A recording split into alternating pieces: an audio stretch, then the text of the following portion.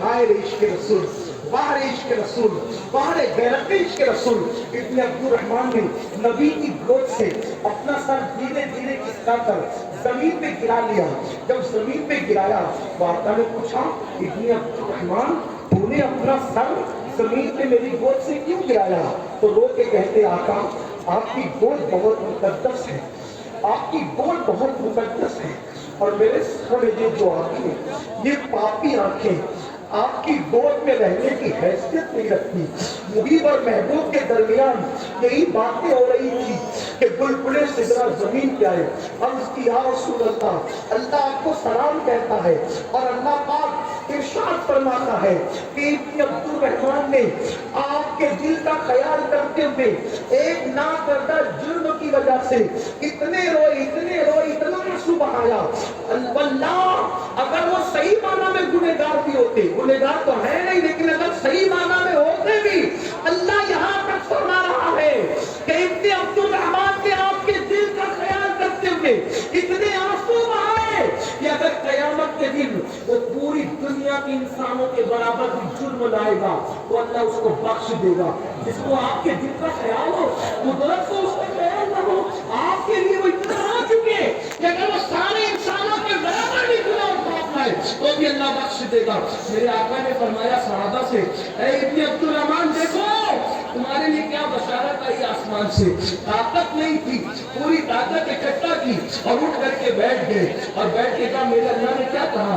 अल्लाह का फरमाते हैं, इब्न अब्दुल रहमान, अल्लाह फरमाता है कि तूने मेरे महबूब के दिल का ख्याल करके इतने आंसू बहा लिए, अगर तू सारी दुनिया के बराबर भी जुर्म लाता तो अल्लाह मुझे बख्श देता। इतना सुनना का चीख मारी, मैंने क्या किया और मेरे यार ने क्या किया? चीख मार के जमीन पे गिर पड़े। सहाबा ने उठाने की कोशिश की। ये इश्क वालों का हाल है। आज सबका ख्याल नबी के दिल का कोई ख्याल, शादियों में डीजे हम बजाए, अल्लाह पर जय हम मांगे, अल्लाह पर जिहादत की लानत में हम फिरते रहे। कहा ओ मुसलमानों, इब्न अब्दुल रहमान जमीन पे गिर पड़े। सहाबा ने उठाना चाहा, आका रोते हुए फरमाते हैं, रहने दो, एक नामर्दा जुर्म के एहसास ने इसकी जान ले ली है, अब वफा का सिरा क्या मिलता है? आका फरमाते हैं, इसको गुस्ल दो, कफन पहनाओ, और जनाजा तैयार हो तो मुझे खबर करना, हम खुद इसके जनाजे में आएंगे। लोग कहते हैं आशिकों की कब्र में आते हैं, अरे सच्चा आशिक के बल हुजूर के दिल का ख्याल तो कर कि वो जनाजे में भी आ सकते हैं। उनके तरफ जनाजा तो दूर है, मौत के वक्त सहारे भी आ सकते हैं।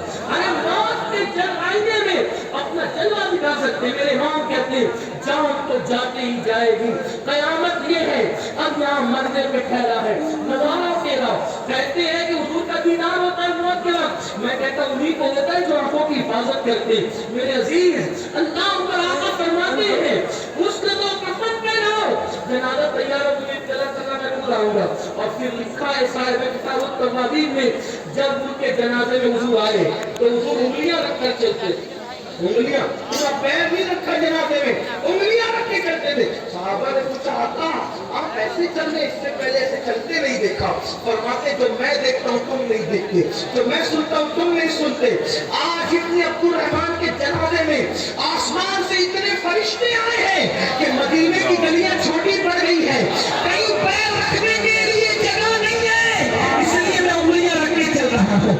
आशिक का जनाजा है, बड़ी धूम से निकले, अल्लाह अकबर। ये है आशिकों की शान। लेकिन हमने इश्क की बातें की, हमने इश्क किया नहीं। उसकी सबसे बड़ी वजह, हमारे पास सब है, इल्म नहीं है। इल्म के बगैर इश्क कैसे होगा? जो कौन वुजू का तरीका न जाने, इस्तिंजा का तरीका न जाने, गुस्ल का तरीका न जाने, पाकी नापाकी के मसाइल न जाने, नमाज कैसे पढ़ते ये न जाने, उसको ये इल्म नहीं हो तो वो कैसे आशिक बनेगा? आओ इस तालीमी कॉन्फ्रेंस से इश्क और इल्म दो ऐन का पैगाम लेकर के जाओ। इश्क के साथ जब इल्म आता है तो फिर दुनिया उतनी बुलंदी पर, इंसान उतनी बुलंदी में जाता है जहां पर किसी का तसव्वुर नहीं जाता। आज सुन्नियों को दो ऐन पे उठेंगे ना, इश्क और इल्म। आओ अपने बच्चों को आलिम भी बनाओ, आशिक भी बनाओ। आप कहेंगे क्या फर्क है? देखो, सिर्फ आलिम बनेगा, आशिक नहीं बनेगा तो नबी के इल्म को गधी और बैल से तशबीह देगा, और अगर आलिम के साथ आशिक भी बनेगा तो कहेगा कि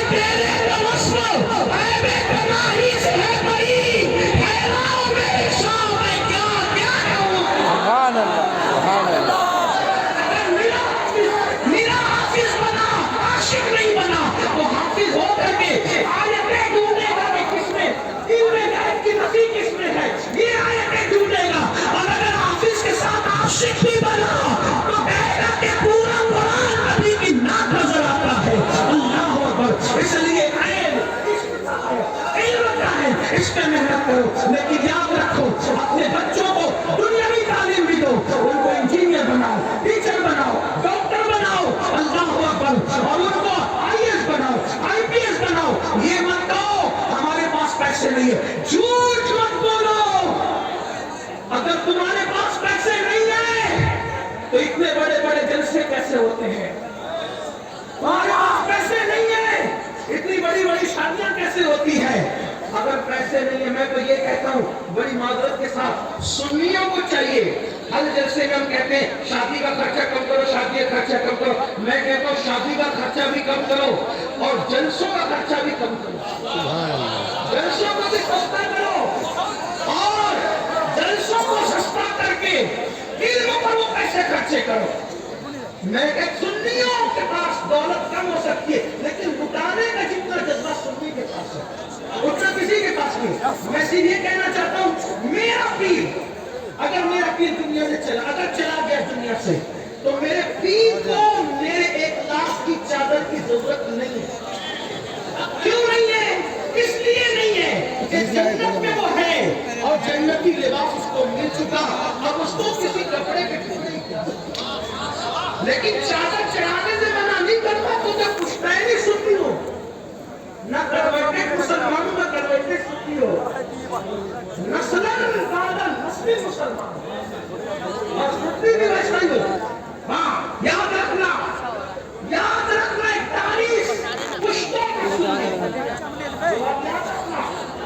ہاں یاد رکھنا، اس لیے چادر کا مخالف نہیں، 1,00,000 کی مت چڑھاؤ، 1,000 کی چادر چڑھا دو اور 99,000 جو بچے وہ کسی یتیم کی اسکول اور کالج کی فیس اپنے پیر کے نام کی سال ثواب سے بھر دو،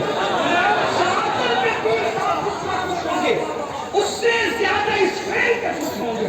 یاد رکھنا، اور پھر ایک نسل کو بنا دے 300 سال تک دیکھنا ہی نہیں پڑے گا۔ اگر کسی بیوہ کے سر پہ پیسہ بچا کے ڈال، میں منع نہیں کروں، چادریں ڈالو، چڑھے گی چادریں، لیکن اس شان سے چڑھے گی کہ 1,00,000 کی نہیں 1,000 کی چڑھے گی اور 99,000 روپیہ قوم کے پیر کے سال ثواب کے لیے خرچ ہوں گے۔ امید ہے، اور جلسوں میں بھی ہر آدمی کو 50 اور 20 ہار ڈالنے کی بجائے ایک گلاب کے پھول پہ بھی اتفاق کر لو۔ یہ بات، اور آپ سے بات کہتا ہوں کہ نعت خانوں کو بھی اس کو بلاؤ جو عشق کے شعر بیچتا نہیں ہو، تاجر، یاد رکھنا، جو عاشق ہوگا وہ تاجر نہیں ہوگا، اور جو تاجر ہوگا وہ عاشق نہیں ہوگا۔ اس لیے کہ عشق میں جو چیز دی جاتی ہے اس کا صلہ نہیں مانگا جاتا، بلکہ ہاتھ جوڑ کے کہتے ہیں یہاں سے بتا کہ تو راضی ہے کہ نہیں ہے۔